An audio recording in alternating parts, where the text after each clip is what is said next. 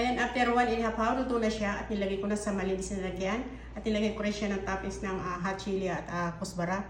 Ayan, ready to serve na siya and ready to eat. هاي روز. Hi, madam. How are you? Fine, madam. الحمد لله.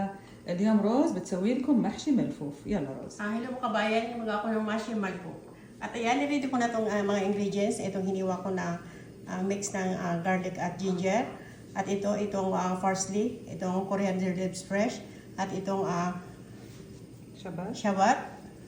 At naghiwa rin ako ng 1 tomato small piece at onion small piece. At ready ko na rin itong spicy niya, salt, baharat powder at black pepper. At nag-ready rin ako ng tomato paste.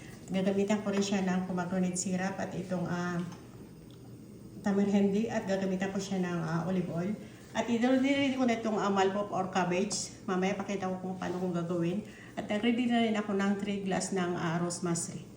Ayan, i-open ko na dito sa middle itong malpop or cabbage. Ayan, na-open ko na dito sa middle at mamaya ilalagay ko na dito sa hot water.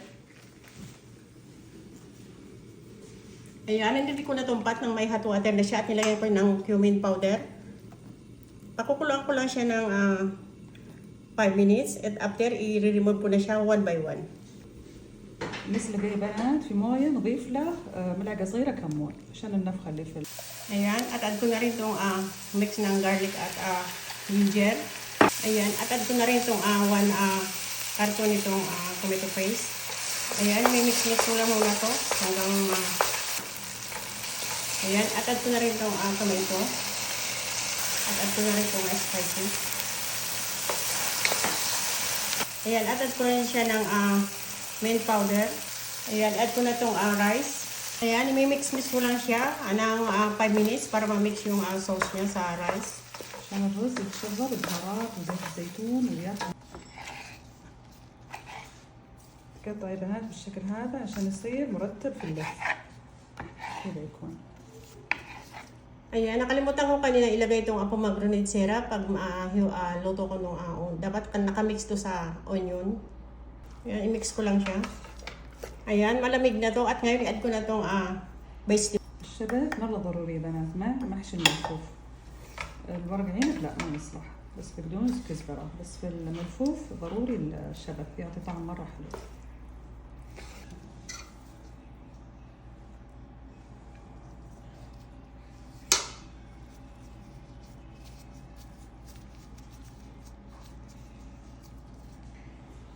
ترصون يا بنات جنب بعض عشان ما تطلع الحشوة معكم ترى عادي يعني مو ضروري تلفون الجوانب عشان ما يطلع مرة سمين. Gawa na ako ng sauce niya. Nilagay ko siya ng olive oil, pomegranate syrup, tamarind, tomato paste, mint powder, salt, at ngayon na-add ko siya ng water.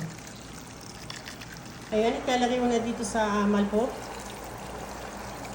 Ilalagay ko muna sa high heat yung apoy niya ng 5 minutes at after ilalagay ko na siya sa low heat ng 1.5 hour.